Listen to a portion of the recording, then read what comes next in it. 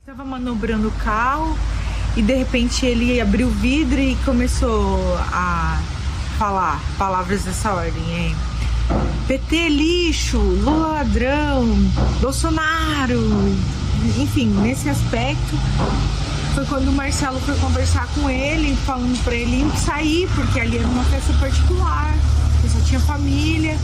E ele sacou da arma e apontou pro Marcelo. A festa de aniversário terminou em tragédia.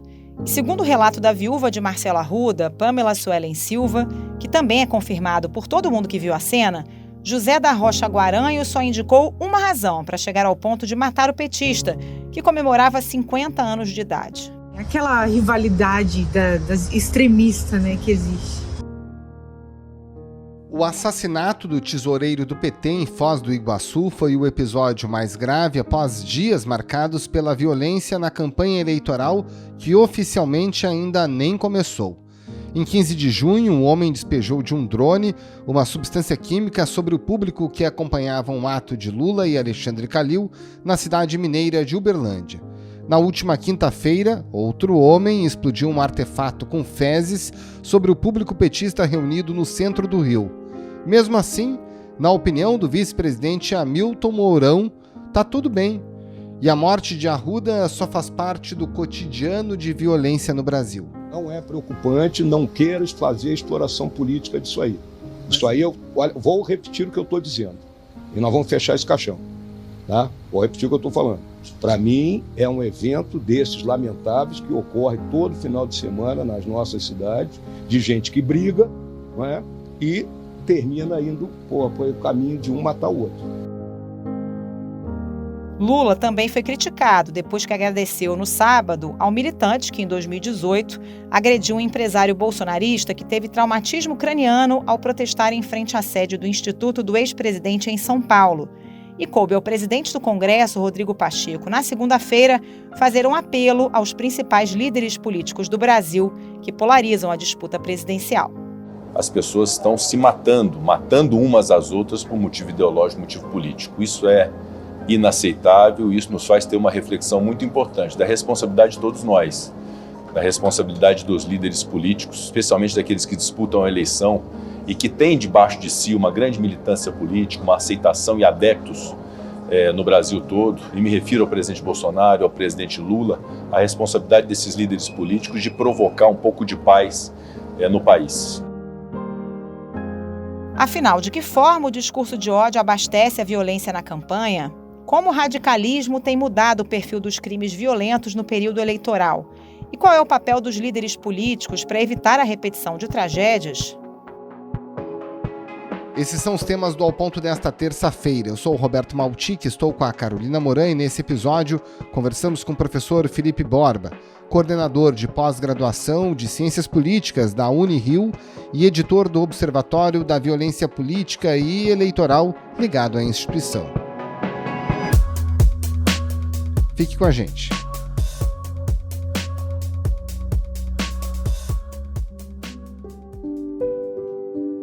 Professor Felipe Borba, o senhor tem alguma dúvida de que esse assassinato em Foz do Iguaçu representa um triste início do processo de violência eleitoral nas eleições de 2022? Oi, Roberto, eu não teria a menor dúvida quanto a isso. A violência eleitoral, ela se caracteriza, como um tipo específico de violência política. Que tipo de específico é esse? É porque é uma violência que ela ocorre por causa do período eleitoral. Ela ocorre dentro desse ciclo das eleições e tem relação com as eleições. Então, a gente vive hoje uma política brasileira bastante polarizada, mas isso não é novidade. Desde 1989, as eleições presidenciais são polarizadas, em especial de 94 até 2014, entre o PT e o PSDB. O que essa polarização tem de novo é que ela é carregada por um discurso de violência. Um discurso em que o uso da violência contra o adversário é estimulado como uma estratégia eleitoral. E isso leva, então, aos apoiadores desses diferentes polos a usarem a violência contra os seus adversários, em especial o discurso que é feito pelo presidente Jair Bolsonaro contra os apoiadores do ex-presidente Lula, que é o seu principal adversário nessas eleições. Então, esse caso que ocorreu em Foz do Iguaçu não é um caso isolado, é um caso que tende a vir a aumentar conforme a eleição progrida até o dia do primeiro turno. Agora, professor, o senhor diria que esse caso tem uma característica peculiar, porque violência eleitoral sempre existiu no Brasil, com mortes, assassinatos de pré-candidatos, de candidatos, de pessoas envolvidas com as eleições. Esse caso é um pouco diferente, né? Porque a vítima, ele até já foi candidato a vice-prefeito, mas ele não estava exatamente ali na disputa eleitoral esse ano. Não me parece que essa morte tenha a ver exatamente com esse cunho eleitoral, né? De tentar fazer alguém desistir ou matar alguém que seja candidato. Tem uma característica um pouco diferente nesse crime? Sim, nesse caso eu diria que sim, né? A violência política, a violência eleitoral no Brasil, ela tem alvos muito bem definidos, né? Que são candidatos, pré-candidatos, políticos que ocupam cargos eletivos, né? Vereadores, prefeitos, vice-prefeitos, ou que ocupam cargos na direção municipal, são secretários, né? Secretário de obra, secretário enfim, de qualquer, né? de diferentes assuntos, tá? Mas também não é tão incomum assim a gente verificar a violência que ocorre entre militantes. O que sugere esse caso de Foz do Iguaçu é isso. Se parece, nesse caso, como um tipo de violência entre militantes, que é algo que tem acontecido com certa frequência agora nessa eleição, né? Vamos recordar que em Minas Gerais, há pouco tempo atrás, durante um ato da campanha do pré-candidato Lula, um drone soltou cocô em cima dos participantes. E que no ato na Cinelândia aconteceu algo parecido. E o homem preso, depois de jogar uma bomba caseira no ato político na Cinelândia, na quinta-feira à noite, teve a prisão em flagrante convertida em prisão preventiva. Então a gente também estamos aí diante, né, de um tipo de violência diferente, que não é tão comum assim, né, como você mesmo chamou a atenção, mas que vem aumentando a sua incidência nessas eleições, que é um discurso que, acredito eu, tem muito a ver com a intolerância política, né, com o discurso de que as pessoas elas não toleram mais as pessoas que pensam diferente delas, e que não toleram principalmente os adversários, né, os eleitores do principal adversário político. Professor, o senhor citou aí outros exemplos, né? O ataque com artefato explosivo no comício do Lula no Rio, o ataque com drone em Minas Gerais, tudo isso acontecendo a menos de 3 meses do primeiro turno. O senhor acredita que a gente está entrando numa fase crítica da campanha e esse tipo de episódio tende a escalar daqui para frente? Eu acredito que sim. Os dados das eleições municipais de 2020, que eu coletei esses dados de violência, eles mostram que quando inicia a campanha oficial, a violência cresce bastante. Então, agora em julho, nós teremos as convenções partidárias, que vão oficializar os candidatos, né, de todos os cargos, todos os partidos. E agora, no começo de agosto, dentro de um mês mais ou menos, vai começar a campanha de fato, com os candidatos na rua, pedindo votos, né? Então, quando a tensão também tende a aumentar. Então, eu espero, sim, uma escalada da violência até o final do primeiro turno. Depois ela diminui um pouco no segundo turno, porque muitas eleições já são decididas, né? Muitos candidatos a governador vencem no primeiro turno, e as eleições de deputados e senador não têm segundo turno. Então ela tende a diminuir. Mas eu temo por algo novo nessa eleição. Tá? Eu temo algo novo. Eu temo que a gente pode estar diante de uma violência pós-eleitoral, que é algo pouco comum no Brasil, a depender do que vem acontecer nas eleições presidenciais desse ano. Por que eu temo uma escalada pós-eleitoral? É porque eu acho que no Brasil hoje está se formando uma tempestade perfeita. A gente tem, de um lado, o presidente Bolsonaro lançando dúvidas sobre a integridade do processo eleitoral brasileiro, né, dizendo que as eleições presidenciais desse ano podem ser fraudadas, né, por conta lá dos problemas da urna eletrônica. Você tem uma polarização que ela está sendo alimentada por um discurso de ódio e intolerância política, também muito boa parte principalmente pelo candidato Bolsonaro. Se o Bolsonaro perde a eleição e a gente junta essas duas coisas, a intolerância com a percepção de que a eleição foi fraudada, a gente pode ter aí uma violência em larga escala depois das eleições. Algo próximo do que a gente observou nos Estados Unidos, né, na invasão do Capitólio. Aí eu concordo, tendo a concordar com o presidente, o ministro Fachin, tá? E algo que aconteceu também na Bolívia há pouco tempo, quando a OEA declarou que as eleições na Bolívia foram fraudadas e houve uma violência em larga escala pelas ruas do país. Não acredito que a gente vai chegar ao ponto da Bolívia, mas podemos ter, sim, episódios de violência de rua, né, entre aqueles que se sentirem prejudicados com o resultado da eleição, se só imaginarem que aquilo foi fraudado. Isso seria algo novo no cenário político brasileiro, extremamente preocupante, porque a gente não consegue antecipar as consequências desse tipo de violência, se ela de fato vier a acontecer.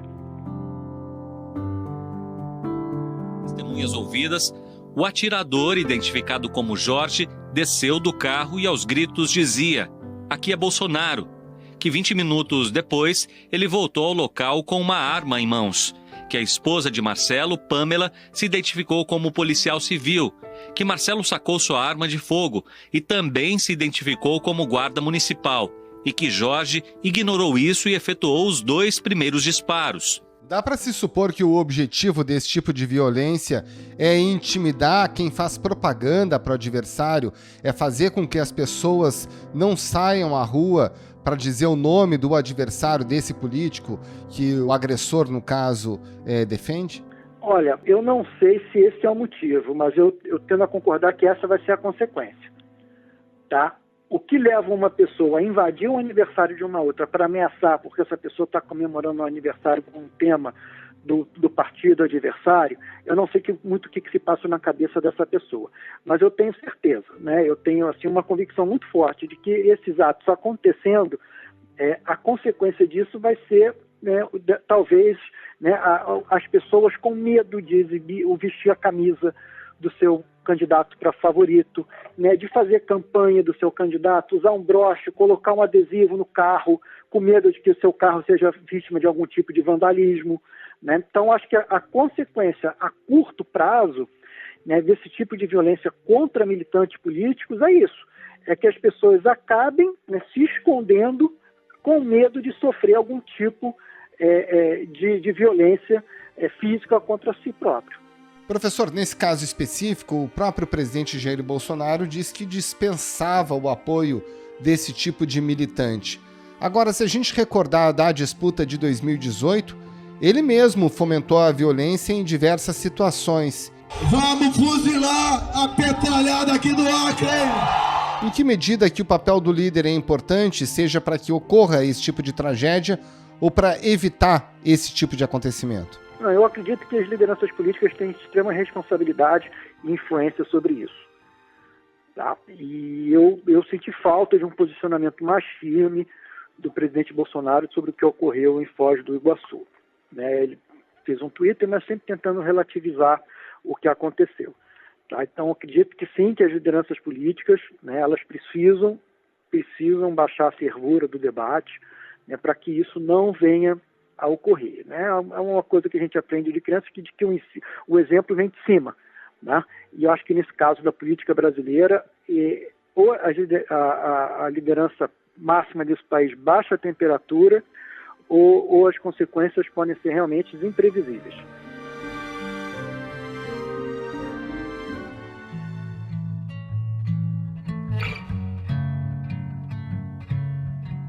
Professor, a violência eleitoral, ela tem uma cara ideológica, tem um espectro, porque o presidente Bolsonaro, quando se manifestou nas redes sociais, disse que o histórico de violência, na verdade, vem da esquerda. Os dados mostram isso? Há vítimas mais concentradas num determinado espectro político ou isso é distribuído?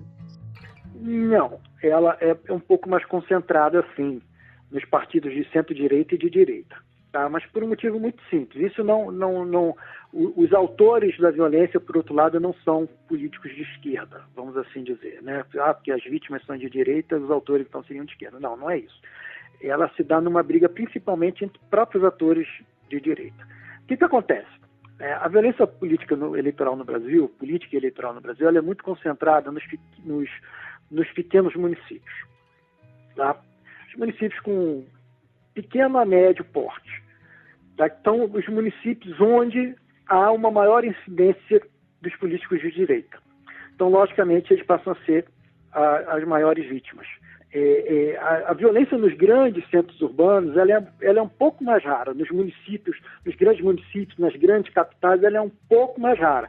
Mas quando acontece, chama muita atenção. Né? Então, assim, a violência nos municípios com até 20 mil eleitores, ela é mais numerosa, mais volumosa.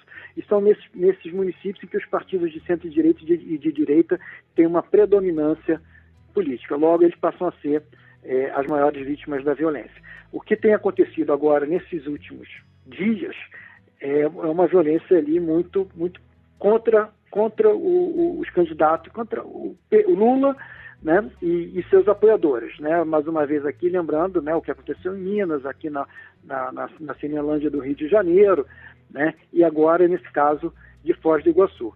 Tá? Mas ela é ideologicamente espalhada, todos os partidos sofrem violência política, todos. Tá? São sempre, no boletim, a gente sempre encontra mais de 20 partidos que sofreram algum tipo de violência, mas a maioria se concentra em partidos de direita e centro-direita. Por exemplo, nesse último trimestre, o partido mais atingido foi o PSD. E partindo desses dados, a gente consegue estabelecer quem são as principais vítimas de violência eleitoral, política no Brasil? Então, a política brasileira ela é dominada por homens da cor branca que se declaram empresários, profissionais liberais. Se olhar o perfil do Congresso, eles são a grande maioria e nos outros cargos também. Tá? Então, logicamente, como eles são maioria, acaba que, numericamente, eles apareçam na frente, né, quando a gente faz a contagem absoluta dos casos. Mas o que a gente viu no ciclo da eleição municipal é o seguinte, que a violência violenta, desculpa essa redundância, mas é o homicídio, né, que eu estou me referindo ao homicídio, ao assassinato de políticos, ela tende a ocorrer maior com políticos não brancos, por exemplo, e com uma escolaridade menor. Então, nesse caso, ela reflete a violência social que existe no Brasil, né, que é a violência que atinge majoritariamente os pobres, os negros, as pessoas de baixa escolaridade. Tá? Então, esse é um ponto super importante, né? A violência, o assassinato político, proporcionalmente, ele é maior nas minorias do que nesse perfil dominante, que é do homem branco, com ensino superior, que se declara empresário, rico, e por aí vai. Professor, o senhor diria que na eleição desse ano a gente deve ter uma escalada de violência em comparação com pleitos anteriores? Porque, tradicionalmente, as eleições municipais concentram muitos episódios de violência, né? Existe essa característica, ataques contra candidatos a vereador, a prefeito. Por exemplo, o Observatório da Violência Política Eleitoral da Unirio, que o senhor coordena, no 4º trimestre de 2020, detectou 240 episódios violentos, né, que vão desde ameaça até homicídios e atentados, né? Dá para comparar o pleito desse ano com eleições anteriores, ou a característica desse ano realmente é muito díspara? Olha, essa é uma pergunta que a gente vai ter uma resposta melhor no final das eleições sobre isso, né? As eleições municipais, eu tenho dados sobre as eleições municipais de 2020, eu não tenho dados sobre as eleições nacionais de 2018 para poder fazer uma comparação mais correta, vamos assim dizer. As eleições municipais, elas têm muito mais candidatos, né? Só para vereador foram 550 mil candidatos em 2020, mais os candidatos a prefeito, mais os candidatos a vice-prefeito. Então, o número de candidatos agora diminui. Então, a ocorrência da violência também tende a diminuir. Porém, se eu comparar os dados do primeiro trimestre desse ano com o primeiro trimestre de 20 e o segundo trimestre que a gente terminou o levantamento agora, com o segundo trimestre de 2022, o número de casos desse ano está maior. Tá? Isso é algo que me chamou muito a atenção. E eu tenho aqui duas questões que podem explicar isso. Eu ainda estou pensando, racionalizando em cima disso, para tentar entender, porque a minha expectativa era de que a violência iria diminuir esse ano por serem eleições estaduais e nacionais, cuja quantidade de políticos é menor. Tá? Eu acho que são duas coisas que tem que pontuar aí. Primeiro, que a violência municipal ela continua majoritária. Ainda que a gente esteja num ciclo de eleição estadual e nacional, a violência local ela continua majoritária. Tá? Então, o que eu acredito é que essa violência municipal, que tem uma dinâmica própria, né, local, uma dinâmica de violência que é independente do ciclo estadual, a ela se soma a violência estadual e nacional. Tá? E o segundo ponto que eu acredito que ajuda a explicar é isso tudo que a gente vem conversando aqui ao longo desse bate-papo, né? É que é uma eleição nacional, né, que ela é polarizada como as outras, mas ela tem um discurso da violência como um componente estratégico que é usado principalmente pelo presidente Bolsonaro. Não é recente, ele usa isso desde sempre, mas no momento em que ele está perdendo as eleições, as pesquisas mostram que ele está perdendo a eleição com risco de ser derrotado no primeiro turno, ele acirrou esse discurso, e isso tem encontrado eco cada vez maior nos seus apoiadores.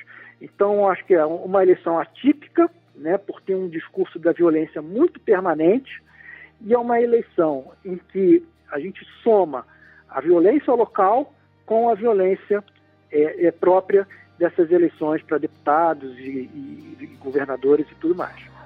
Pois é, professor, tem um fator que agrava nesse ano, né? Desde 1989, a gente não vê tantos policiais, militares engajados na disputa política, né? O quanto que esse quadro também aumenta esse vetor de aumento de violência e, da mesma forma, pode se transformar numa dificuldade para a elucidação rápida dos casos, o que é fundamental num episódio como esse, saber quem cometeu o crime e tirar o cara de circulação. O quanto que essa presença de policiais e militares também acaba agravando o quadro? Sim, a presença de policiais e militares ela também foi muito grande nas eleições municipais de 2020. Então isso não é também uma novidade agora. O que acontece, né, é que normalmente, né, e não tenho números para te afirmar isso, né, mas essa presença de policiais e outros, né, militares, bombeiros, coisas do tipo, tem muito a ver com uma questão de crime organizado. Aqui no Rio de Janeiro, por exemplo, isso é muito comum, né, policiais que se tornam milicianos, que procuram a política para ter a proteção, vamos assim dizer, do poder público, né? Agora, você também tocou num ponto muito importante, né? A elucidação de crimes no Brasil ela é muito baixa, dos crimes comuns, correto? E a elucidação dos crimes políticos são ainda mais difíceis, né? A força-tarefa criada pela Secretaria de Segurança Pública para acompanhar esse caso já está em Foz do Iguaçu.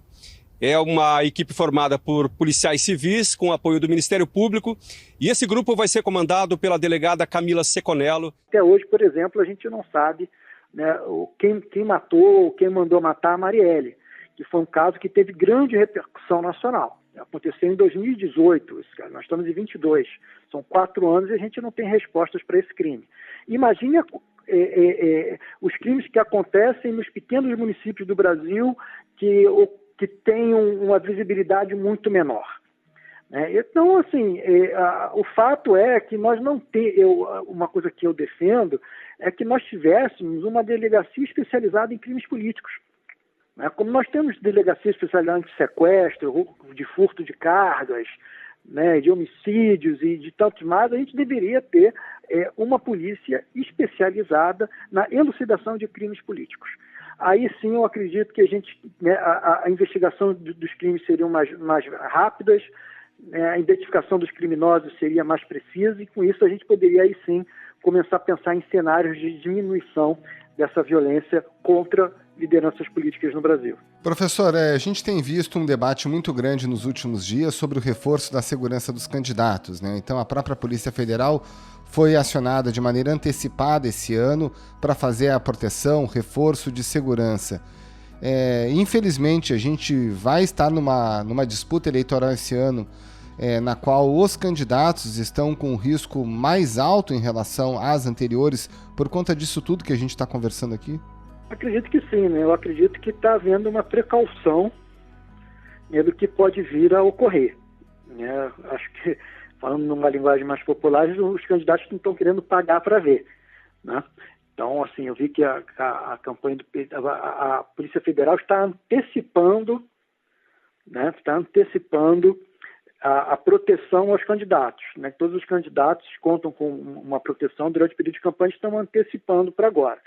Então, diante de tudo aquilo que a gente está observando no Brasil, né, esses atos de violência contra os atos de campanha do Minas Gerais, Rio de Janeiro, que já tinha ocorrido em 2018, né? Custa lembrar que uma caravana do presidente Lula, antes dele ser preso, quando ele estava percorrendo o país, foi alvo de tiros, né, no sul do país. Então, acho que o que a Polícia Federal e os candidatos estão fazendo hoje é buscando uma proteção antecipada, né, para essa violência que está anunciando que vai ser grande esse ano. Bom, em 2018, o próprio presidente Bolsonaro foi vítima de um atentado, né? O candidato à presidência da República pelo PSL, Jair Bolsonaro, sofreu um atentado hoje à tarde em Juiz de Fora. Ele foi esfaqueado no meio da multidão por um homem preso em flagrante pela polícia. Sem dúvida. Então, imagina acontece algo nessa eleição, né? Então, como é que fica a legitimidade da eleição? Como é que fica o Brasil perante os olhares, né, das outras nações, né, a reputação do Brasil internacionalmente? Então, aqui toda a proteção hoje em dia ela é recomendável para todos os candidatos a presidente, mas principalmente para aqueles que estão liderando as pesquisas de intenção de voto.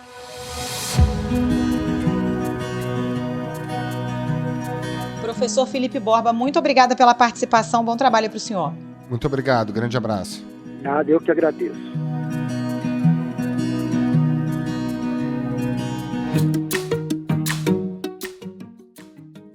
Esse foi o Ao Ponto de hoje, o podcast diário da redação do Globo. Nessa conversa, a gente conta com a participação de toda a equipe do jornal, as mesmas pessoas que levam até você informação e análise de qualidade todos os dias. Quer saber mais? Assine o Globo. Acesse assineoglobo.com.br e confira todas as notícias e reportagens especiais. Nesse episódio, além dos áudios da TV Globo, a gente utilizou áudios da TV Senado e do site Poder 360. A produção é do João Vitor Costa e a edição do Luan Oliveira. Tchau. Até mais.